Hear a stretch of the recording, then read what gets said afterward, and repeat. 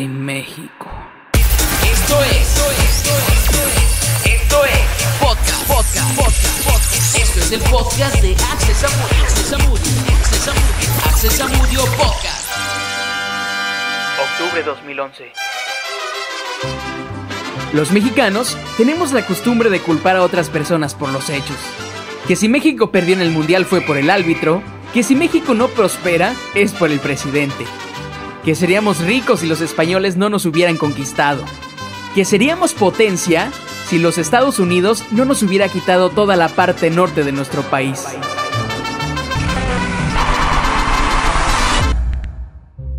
Lo cierto es que la mayoría de los problemas en México son culpa de los mismos mexicanos. Vivimos en un país lleno de trabas, donde el que es pobre siempre será pobre, donde tienes que pagar por tener carro, inclusive por tener tu propia casa. Los impuestos son cada vez mayores, la gasolina aumenta de precio aceleradamente, y con ello, los daños colaterales, como el aumento a la canasta básica y todo lo que tenga que ver con transportación. México importa más del 45% de la gasolina que consume y más del 25% del gas. Eso provoca los altos precios en los energéticos. Y esto se debe a que en México no existe la maquinaria necesaria para procesar el petróleo. Y es que somos un país tercermundista. Desde siempre hemos vivido de mentiras.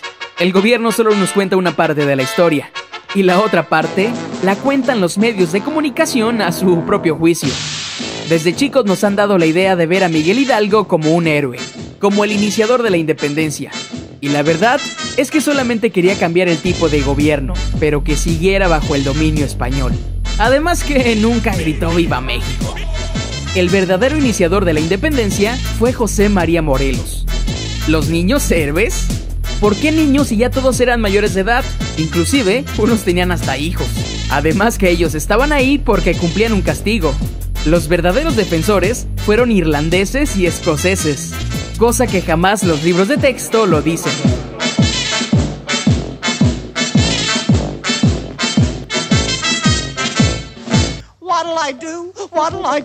What an unusual view. Ya son más de 200 años que México logró su independencia.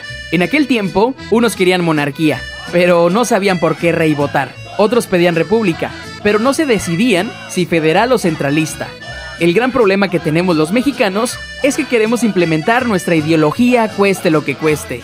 Ya son más de 200 años que los mexicanos se matan unos con otros. Madero mata a Porfirio, Huerta mata a Madero, Carranza mata a Zapata, Obregón mata a Carranza y a Villa, Elías Calles mata a Obregón, Cárdenas destierra a Calles y mata a Colosio. Otro personaje de México es Benito Pablo Juárez García. Pero, ¿quién era Benito Juárez? Es uno de los personajes más representativos de la historia mexicana, amado por muchos. Este señor escribió las leyes de reforma que son tan largas y aburridas que nadie las ha leído completas, pero a grandes rasgos decretó que la principal vía de la capital del país es Paseo de la Reforma, y como tal, puede cerrarse cada que se necesite.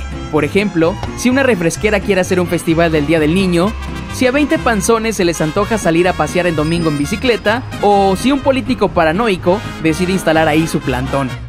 Este señor era un visionario. Trabajó toda su vida para lograr que su natalicio fuera considerado fiesta nacional, y así poder ofrecer a México el mayor regalo que cualquier político le pueda dar a su gente: una oportunidad para no trabajar. Pero no solo se conformó con eso. Siendo presidente de la República, decretó que el inicio de la primavera coincidiera con el día de su cumpleaños, el 21 de marzo, y así poder garantizar a los mexicanos disfrutar de una vez al año de un puente lleno de pajaritos, sol y mariposas. Por todo esto, no es de extrañarse que los mexicanos amemos a Benito. Los libros lo hacen ver como un grande. Sin embargo, no nos cuentan que este señor quería vender medio país del que actualmente tenemos al gobierno estadounidense. Pero estos no quisieron, porque tenían que mantener a todos los mexicanos que se encontraban ahí. Hace apenas un año, los precios internacionales del petróleo, la guerra contra la delincuencia someten a la sociedad por una nueva pandemia a quienes menos tienen. No podrá formar parte de la pobreza, sea que en cortísimo tiempo, si en la emergencia epidemiológica único, inimaginables, que haga irrelevante y al riesgo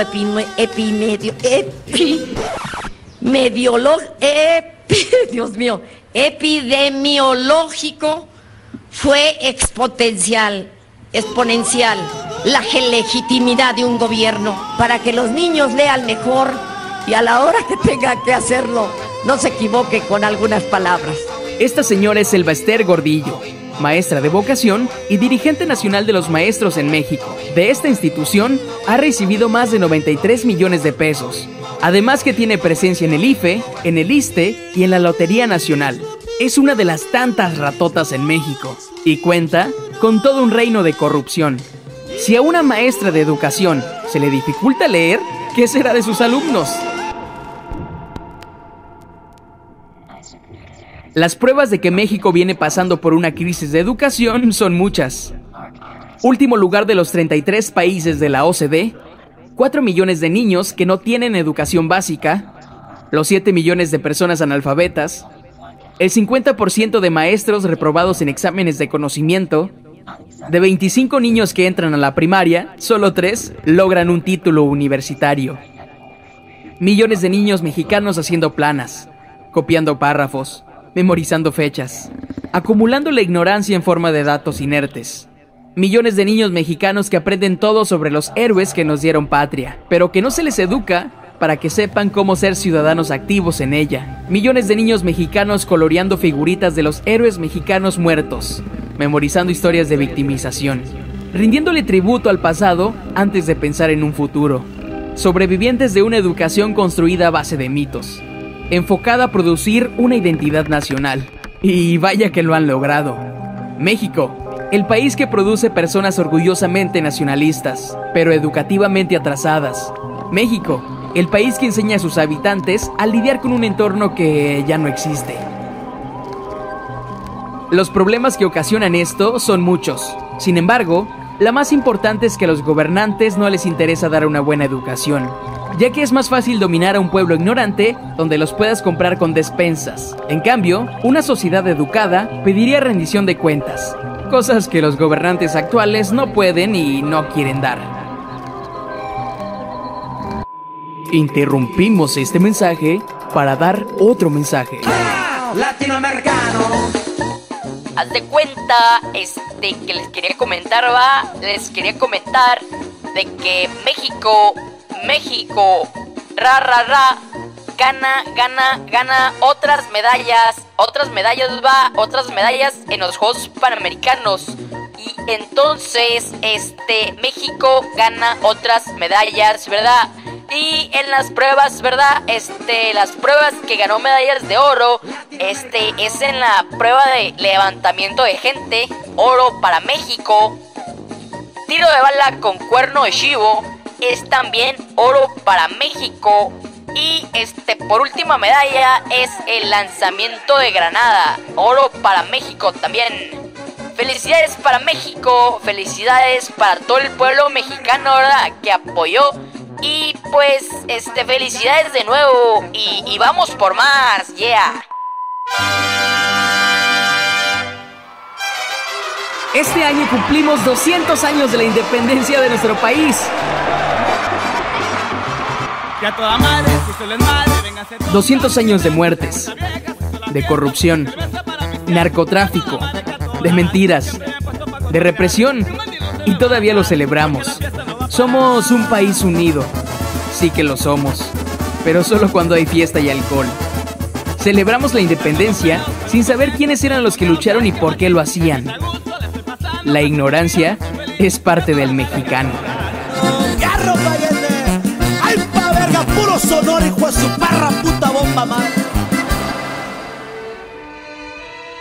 México logró su independencia en 1821 y 108 años más tarde la logró China, país número 1 en tecnología. Es potencia mundial. ¿Y por qué México, aunque tuvo más tiempo, no pudo llegar a ser lo que hoy es China? El verdadero problema de México son los ciudadanos. Sí, esos panzones y bigotones, y los no tanto. Esos que se la pasan queje y queje en las redes sociales. Esos que critican sin conocer sobre los temas. Esos que odian a Peña Nieto y se bufan de él hasta porque trae un pelo desacomodado del copete. A mí ya no me da risa ver videos o leer notas donde Peña Nieto se equivoque, porque tan solo es el reflejo de su población. Personas con poca cultura, pero con muchas ganas de joder. Personas ignorantes, con poca o nula escolaridad. Esos que comparten información y fotografías pendejas sin una fuente fiable. Esos que hacen revoluciones desde un computador. Ese es mi México. Un país de ignorantes. Un país que repugna que no se cumplan las leyes, pero que no dice nada cuando él las viola marchando en las calles. Un país donde yo sí puedo hacer mi desmadre que quiera y atacar a negocios mientras me manifiesto, pero que lloro hincado cuando la policía me reprime. México, el país de la doble moral. En México, muchos viven con la mano extendida, con la palma abierta, esperando la próxima dádiva del próximo político, esperando la entrega del cheque, o el contrato, o la camiseta, el vale, la torta, la licuadora, la pensión, el puesto o la recomendación. La generosidad del Estado, que con el paso del tiempo produce personas acostumbradas a recibir en vez de participar, personas acostumbradas a esperar en vez de exigir, personas que son vasos y tazas, ciudadanos vasija, ciudadanos olla, recipientes en lugar de participantes, resignados ante lo poco que se vacía dentro de ellos. Hoy el pesimismo recorre el país e infecta a los que entran dentro de él.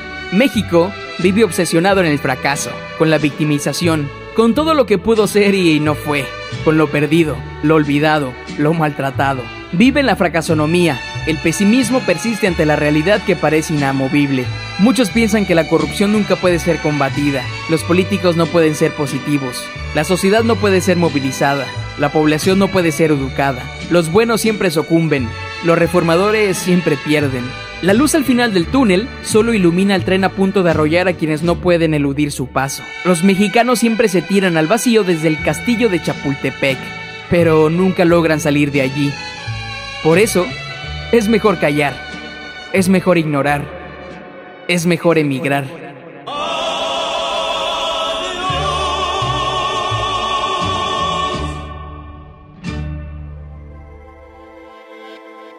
Ya van más de 90,000 muertos de la guerra contra el narco. Pareciera que en México todos tienen su precio. ¿Hasta cuándo dejaremos de vendernos por limosnas y exigir lo que es nuestro? Porque si nadie alza la vara, el país seguirá viviendo aplastado debajo de ella. Porque si nadie exige que las cosas cambien, nunca lo harán. Porque si nadie rechaza la conformidad, el país seguirá gobernado por los políticos que no hacen nada. Porque si los mexicanos siguen habitando el laberinto de la conformidad, será muy difícil crear mejores gobiernos y mejores gobernantes. En fin, México es México. Y todos los días hacemos alabanza a nuestra gran frase como mexicanos. El que no tranza no avanza. El mexicano vive en la indiferencia. Vive en las frases, por mí que se la arranquen. Respeta, mijo de la chingada. Si el dolor, el sufrimiento, las ilusiones y los sueños de los demás nos valen madre, ¿cómo podemos esperar una mejora en la salud de nuestro tejido social? La indiferencia es el rostro pasivo del valemadrismo. Es un apoyo silencioso a la injusticia, al sufrimiento evitable. Es un mecanismo reproductor de olvidos.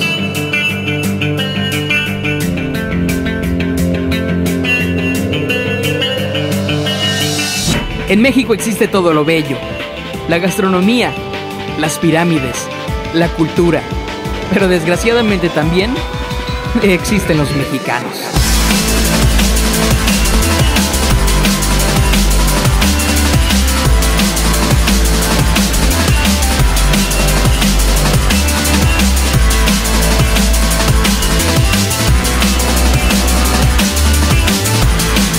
Este podcast es original de Access Amudio.